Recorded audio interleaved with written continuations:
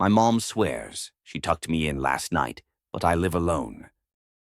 I'm in need of some advice, but I don't even know what kind of help I should be after. It started about 3 weeks ago. I got a call from my mom on a cold Monday. We talk often enough, and a phone call from her isn't a strange occurrence at all. The only really strange part about it was that it was while I was on the clock at my job. I'm a nurse, so she usually would only call if something was important. I picked up the phone, fully expecting to hear that someone had died, only to be greeted by her familiar, gentle voice. She was casual, sweet, just asking about my day. Don't get me wrong, I love my mom and I like talking to her. But I was at work and it was a very busy day. I tried to politely excuse myself and get back to what I was doing. Before I could hang up, she said something that caught me off guard. "I'm glad you're sleeping better.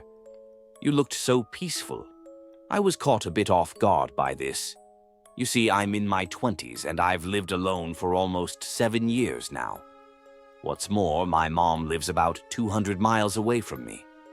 I didn't think much of it at the time, but as the day went on, for some reason, it bothered me more and more. After my shift, I called her again, and again she began a casual, cheery conversation with me. What she had said earlier was burning into my brain at this point, so I asked her what she meant by that. Without missing a beat, and in the same happy tone, she told me, "Well, you've been tossing and turning. I was just happy to see you sleeping peacefully last night." I didn't know what to say.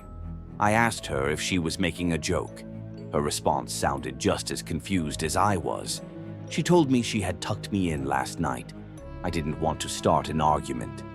My mother is not young, and there is a history of degenerative brain disease in some of our family. I was worried that maybe she was sick. I changed the topic again to her day and finished what turned into a relatively pleasant conversation, given the earlier confusion. I texted my brother immediately. He lives in the same town as my mom, and told him to check on her.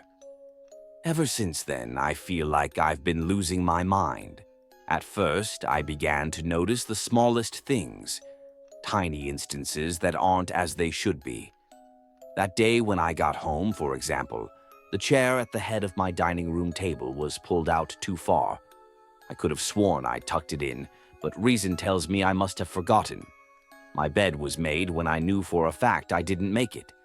It was folded and tucked under the mattress, the same way my mom did it when I was little.